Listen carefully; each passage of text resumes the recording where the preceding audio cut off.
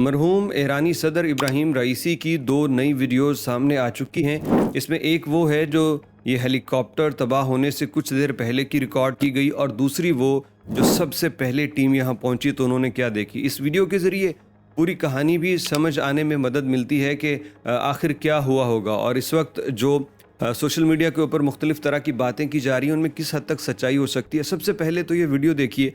आप देख रहे हैं कि जो ईरानी सदर हैं वो और उनके रफ़क़ा वो जहाज़ में बैठे हुए हैं, यानी हेलीकॉप्टर के अंदर, और उनके चेहरों पे इज़्तिराब और परेशानी है।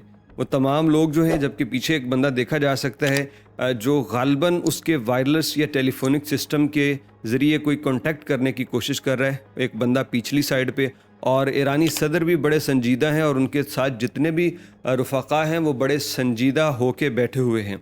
गालिबन ये बताया जाता है कि ये वो वक्त हो सकता है कि जब उनका हेलीकॉप्टर धुंध के अंदर फंस चुका होगा या हचकोले खा रहा होगा और उनको इस चीज़ का बिल्कुल आइडिया नहीं होगा कि आगे क्या होने वाला है। लेकिन फ़्लाइट में परेशानी आने की वजह से, गड़बड़ होने की वजह से उसके जो असरात हैं वो इन तमाम लोगों के चेहरों पे देखे जा सकते हैं, जिसकी वजह से ये गुमान किया जा रहा है कि ये वाक़तन हो सकता है कि ये मौसम की ख़राबी की वजह से ही तैयारा हादसे का शिकार हुआ है। क्योंकि अगर कोई अटैक किया जाता, कुछ और होता, तो जिस तरह से जहाज़ का मलबा मिला है ना, शायद वैसे उसके टुकड़े ज़्यादा होते, वैसे ना होता। खैर, अब इस पे अभी मज़ीद तहकीक चल रही है। ख़ुद ईरानी हुकूमत और उनके ओहदेदारान इस पे किसी मुल्क का नाम नहीं ले रहे कि कोई इस पे अटैक में शामिल है। इसके अलावा ये एक दूसरी वीडियो जो मिली है, ये रेस्क्यू के लोग जो सबसे पहले यहाँ पहुँचे वो बड़े रोते हुए यहाँ पे आए, और करीब पहुँच के फिर वो ज़्यादा धाड़े मार के रोने लगे, क्योंकि जब उन्होंने देखा कि उनके ईरानी सदर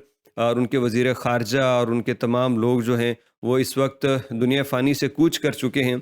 एक शख्स इसमें जो उनके वज़ीर ख़ारजा थे, उनकी लाश कदरे बेहतर थी, और उनके मुतालिक ये भी कहा गया कि 1 घंटा तक वो ज़िंदा रहे थे। और एक और ईरानी सदर के नुमाइंदा थे, वो भी बताया गया है कि हादसे के कई मिनट बाद तक वो ज़िंदा रहे।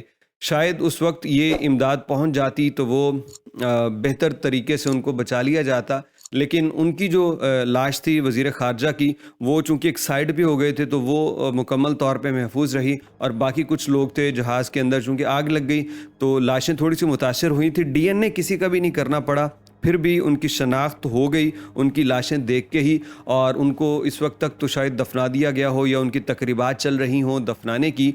एक बड़ी हैरानकुन बात ये सामने आई है कि 3 हेलीकॉप्टर सफ़र कर रहे थे, और उन तीनों हेलीकॉप्टर्स में से एक हेलीकॉप्टर क्रैश कर गया, और उसके बाद जो 2 बाकी तबरेज़ पहुँचे तो वहाँ जाके उन्हें पता चला कि तीसरा हेलीकॉप्टर तो लैंड ही नहीं किया।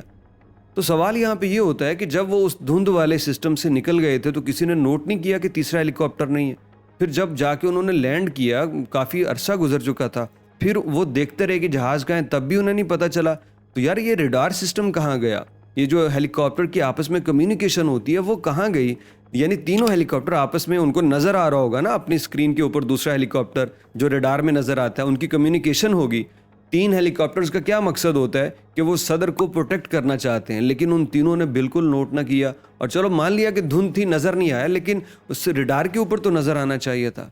ईरानी सदर की इस जो हलाकत जिस तरह से हुई है वो बहुत से सवालिया निशान छोड़ गई है। अभी इस पे तहकीक का अमल चल रहा है, देखिए तहकीकात क्या सामने आती हैं। लेकिन कुछ ऐसी बातें हम पिछले जब से उनकी ये हादसे का मौका हुआ है, हम उनको बताते आ रहे हैं कि बहुत सारी ऐसी बातें हैं जो हज़म नहीं हो रही, जो समझ नहीं आ रही, और शायद वक्त के साथ अगर कोई ईमानदाराना इस पे तहकीकात हुई तो उनके नताइज सामने आएंगे कि आखिर ऐसा कैसे हुआ।